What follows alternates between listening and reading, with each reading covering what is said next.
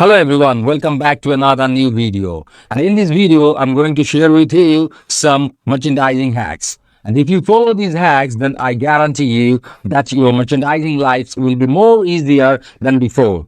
So without making any further intro, let's dive into it. The first merchandising hacks is boldness. If you are in merchandising career or if you are planning to start career in merchandising, then the first feature you need to adopt is boldness, because without having this feature it will nearly be impossible to stand out among a lots of crowd. And having this feature in your character can help you in many stages of your merchandising career. And I'm not saying this from any book. This is practical example. This is the practical experiences. So be bold and make your merchandising growth faster. The second merchandising hacks is creating gap between deadlines.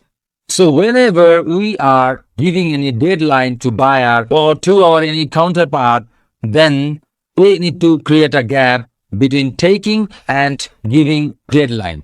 For example, if you are able to send any sample to your client by tomorrow, then give date to your client by day after tomorrow. Having a buffer time in between will help you to get rid of any unwanted situation. So creating a gap between giving and taking deadline will help you and make your merchandising life more easy. Because the more you are able to create gap in between, the more you will get time for your desk job. And this is truth. This is really the truth. The third merchandising hacks is about new order. If you are a merchandiser, then you already are experiencing the hassle of having a lots of order in hand and landing new order at the same time. What actually we do, we always focus on the existing order rather than focusing on the new order. According to me, every new landed order is like a newborn baby. So how we treat a newborn baby? A newborn baby must be treated hourly. So the new order be. If you cannot treat your new order hourly basis, then this new order will become more urgent and you will not be able to get rid of this triangle. So when any new order lands, then it is much more important to focus on the new order rather than focusing on the existing order. Yes, you need to focus the existing order, but the priority should be the new order. Otherwise, you will be going through this kind of tremendous pressure throughout the year. So treating a new order like a newborn baby will make your life more easier. The fourth merchandising hacks is understanding the differences between urgent and important. Remember one thing, no task is urgent. Every task is important, but we make it urgent. We keep it in our desk, we do not do the work on time, and finally, we make every important task urgent. And we are always going through urgent tasks and we are making our all important tasks into urgent tasks. So once you understand the difference between urgent and important, then you can focus on the important work only and you will be able to make your merchandising lives more easier. The fifth merchandising hacks is step back and making plan.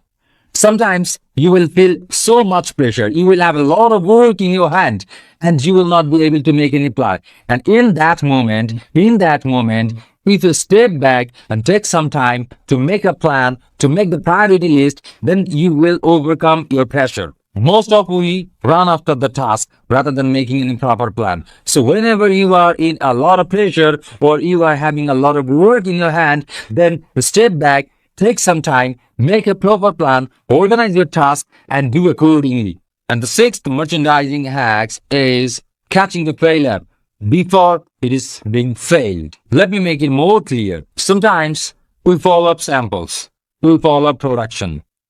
So there is always a deadline for any specific task, but understanding the failure before the deadline arrives will help you to maintain the deadline. So always focus on the deadline and try to catch the failure before it is being failed. The seventh merchandising hacks is follow-up. If you want to do any task within the timeline, then you have to adhere with that task and you have to follow up properly.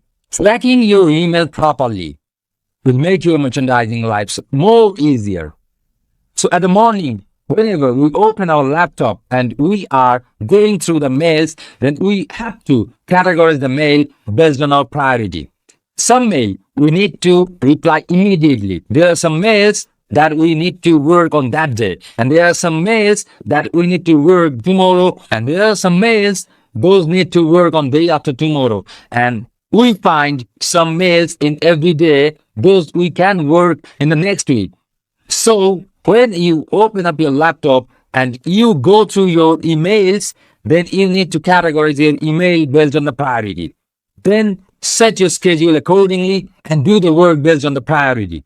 Another merchandising hacks for the account holder is maintaining a checklist for your QC file or production file. So when we release any QC file or production file, then maintaining a checklist at the top of the QC file will help us to make sure that every required documents are in the file or not. You can keep one of the copy of the checklist at your desk and you can follow up accordingly. If you miss anything to include in the production file, then you will be able to add that item in the production file after checking your checklist. So this checklist will help you to maintain a proper record for your production file. Another merchandising hack is fully related with imported item follow-up. And these hacks I learned from one of the director in my career I worked with. So when we work with any foreign supplier, what basically we do? We send mail to the supplier asking PP sample, sending date, production lead time, development lead time, ETD, ETA. But when I came to know about these hacks, this blown out my mind. And that is asking the inspection report from the supplier before they dispatch the goods. Look, what do we do before shipment? We inspect the goods, sometimes by the third party, or sometimes by in-house QC, or sometimes by buying office QC. This is fully depends on the buyer requirement.